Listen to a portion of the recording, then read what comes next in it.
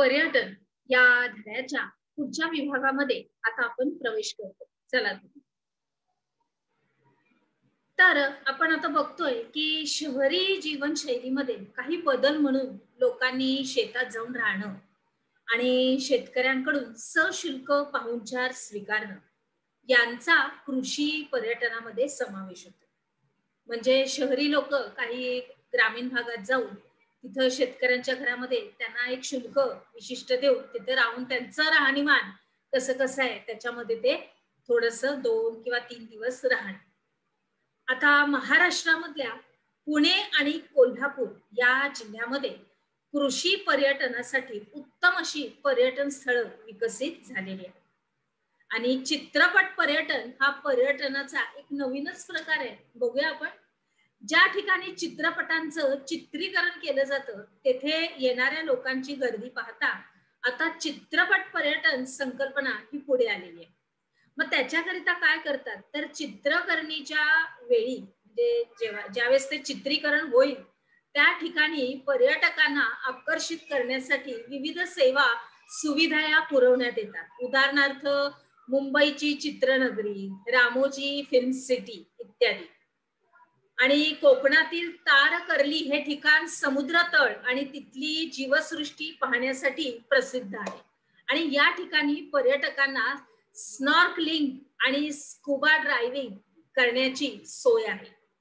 आणि महाराष्ट्र राज्य पर्यटन महामंडळानं तारकर्ली म्हणजेच तालुका मालवण जिल्हा सिंधुदुर्ग येथे आंतरराष्ट्रीय दर्जाचं स्कुबा ड्रायव्हिंग हे डायव्हिंग डायव्हिंग म्हणजे पाण्यामध्ये महाराष्ट्र राज्य पर्यटन महामंडळानं तारकर्ली म्हणजेच तालुका मालवण जिल्हा सिंधुदुर्ग येथे आंतरराष्ट्रीय दर्जाचं स्कुबा डायव्हिंग प्रशिक्षण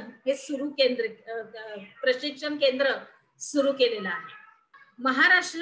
महाराष्ट्र राज्य पर्यटन महामंडळानं तारकर्ली तालुका मालवण जिल्हा सिंधुदुर्ग येथे आंतरराष्ट्रीय दर्जाचे स्कुबा डायव्हिंग हे प्रशिक्षण केंद्रच सुरू केलेलं आहे.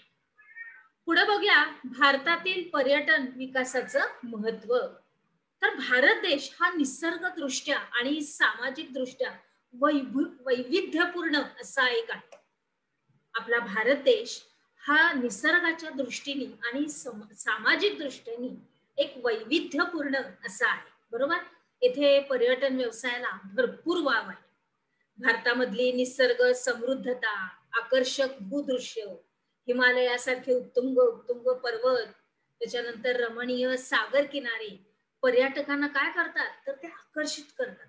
आणि मग याच्या बरोबर काय होतं की भारतीय संस्कृतीमध्ये विविधता आहे. म्हणजे सण सगळे वेगळे, उत्सव वेगळे, परंपरा सगळ्यांची वेगळी, पोशाख सुंदर, त्याच्यानंतर भारतीय मसाल्यांपासून बनवलेले वैविध्यपूर्ण अन्न पदार्थ.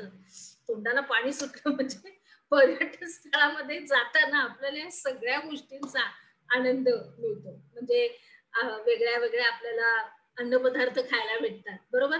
खरोखर तुमच्या तोंडाला पाणी सुटलं ना विद्यार्थी मित्रांनो की तुम्ही गोव्याला गेलात तर तिथं वेगळं जेवण, तुम्ही दक्षिणेत गेलात तर तिथले दक्षिणात्य पदार्थ, उत्तर ठिकाणी गेला तर उत्तर प्रदेशातले वैविध्यपूर्ण ठिकाण म्हणजे आपलं अन्न पदार्थ वगैरे वगैरे.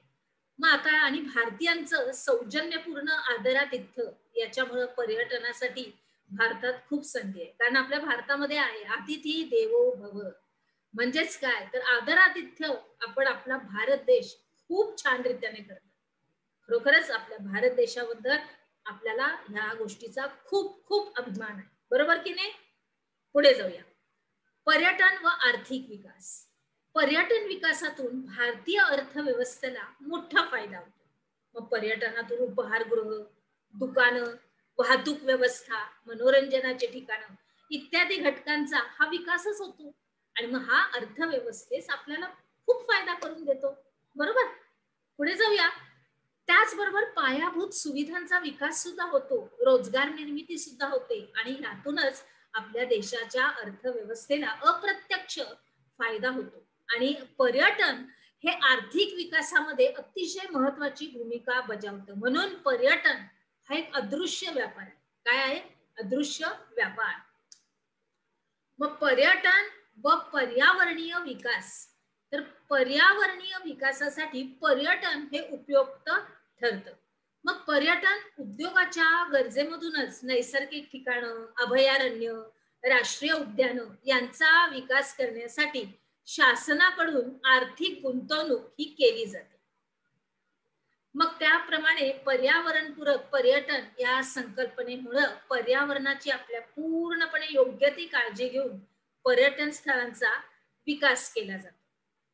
त्याच्यानंतर निवासस्थानं, रिसॉर्ट्स, वाहतुकीचे मार्ग इत्यादी सगळ्या घटकांची रचना देखील सुद्धा पर्यावरणपूरक पद्धतीनंच केली जाते.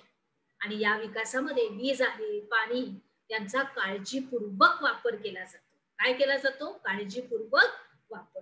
बघा किती छान, अगदी सुंदर असं सगळं आहे. पुढे बघूया, पुनर्वापर संकल्पना ही वापरली जाते.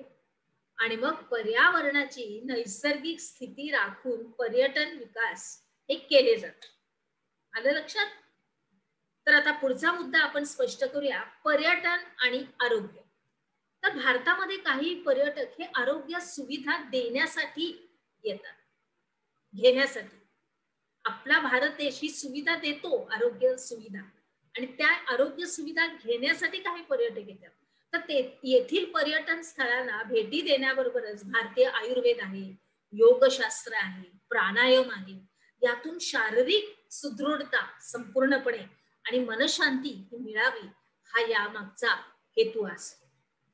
व भारतामध्ये रुग्णालयात मिळणारे उपचार, केल्या जाणाऱ्या शस्त्रक्रिया या तुलनेने कमी खर्चात होत असल्यामुळे सुद्धा जगातले अनेक देशातून रुग्ण भारतामध्ये येतात. आणि मग अशा व्यक्तींना लागणाऱ्या सेवा सुविधांपासून वैद्यकीय पर्यटन हे विकसित होतं. काय होतं? वैद्यकीय पर्यटन विकसित होतं. पुढे जाऊया, आपण काय शिकलो या अंतर्गत थोडक्यात उत्तर लिहा. या अंतर्गत मी तुम्हाला 3 प्रश्न दिलेले आहेत, ते व्यवस्थित वाचायचे आहेत आणि त्याची उत्तरं अर्थात तुमच्या वहीमध्ये तुम्हाला नमूद करायची आहे. चला पुढे जाऊया, अजून काय माहिती आहे आपल्यासाठी? चला तर मग